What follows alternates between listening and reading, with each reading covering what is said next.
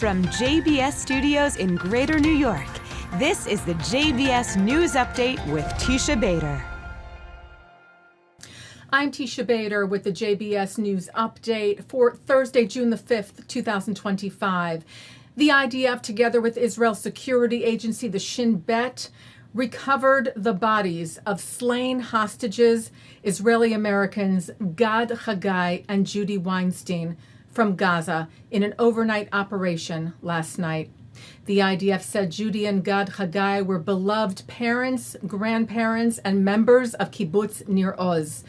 They were held hostage for 608 days by terrorists in Gaza. On October the 7th of 2023, while taking their daily morning walk around the kibbutz, they were murdered and abducted. Judy, a devoted special education English teacher and caregiver, and Gad, a kibbutz cook, were known for their love for their community. They were recovered in a special military operation in the area of Khan Yunis. The IDF vowing we will continue operating until our remaining 56 hostages are returned. May their memories be a blessing. Israeli Prime Minister Benjamin Netanyahu thanked Israeli forces for, he said, this determined and successful operation. We will not rest, nor will we be silent until we return home all of our hostages, the living and the deceased. Israel's President Isaac Herzog said the retrieval and return of the bodies of two hostages cruelly held by Hamas is a moment of deep pain, but also one of solace and the resolution of uncertainty. We will continue to do everything in our power to bring our sisters and brothers back from hell, the living for healing and rehabilitation, and the fallen to be laid to rest in dignity. Every last one of them. U.S. Secretary of State Marco Rubio wrote, united in prayer for the family of Judy Weinstein and Gad Chagai, who were murdered by Hamas terrorists on October the 7th and whose remains were recovered by Israeli forces earlier today. Hamas, he said, must release all remaining hostages, including Americans Omer Neutra and Itai Chen. The 56 hostages still held by terror group Hamas in Gaza have now been captive for 608 days. The United States yesterday vetoed a United Nations Security Council resolution calling for an immediate, unconditional, and permanent ceasefire between Israel and Hamas in Gaza. It also calls for the release of all hostages, though it does not clearly condition the ceasefire on their release, and it also fails to condemn the terror group and leaves them in power. Acting U.S. Ambassador to the UN, Dorothy Shea, told the Council the U.S. has been clear. We would not support any measure that fails to condemn Hamas and does not call for Hamas to disarm and leave Gaza. It is inexplicable that many members of this council still refuse to acknowledge that Hamas could end this conflict tomorrow by surrendering and laying down its arms. Shea also said the resolution would undermine diplomatic efforts to reach a ceasefire that reflects the realities on the ground. And she said it also emboldens Hamas. Israel's ambassador to the UN, Danny Danon, thanked the United States for, he said, demonstrating moral clarity by vetoing the one-sided resolution against Israel.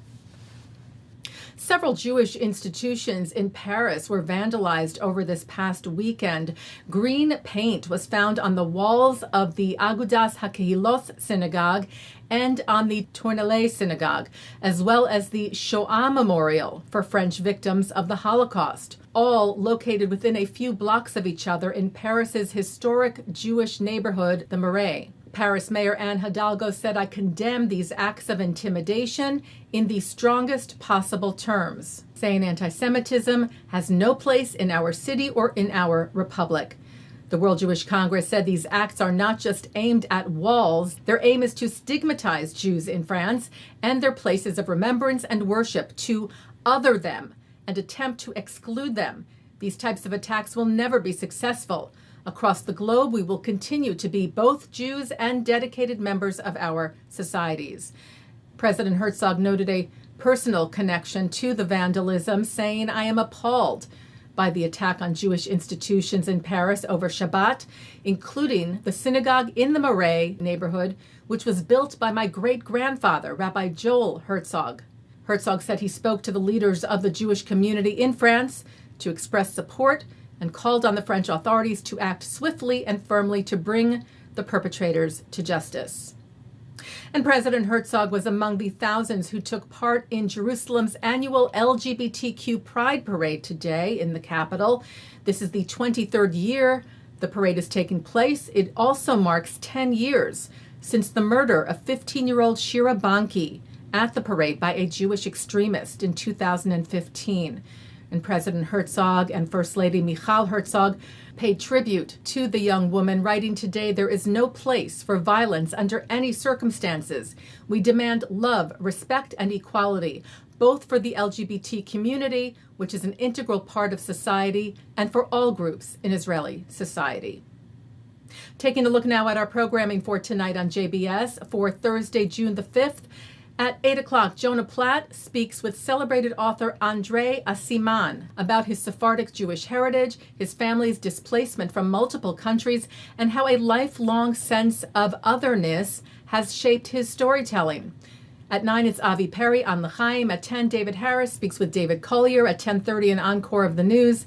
And coming up next, Rabbis Ammiel Hirsch and Sharon Kleinbaum look at themes of strife and reconciliation as seen through the Joseph story.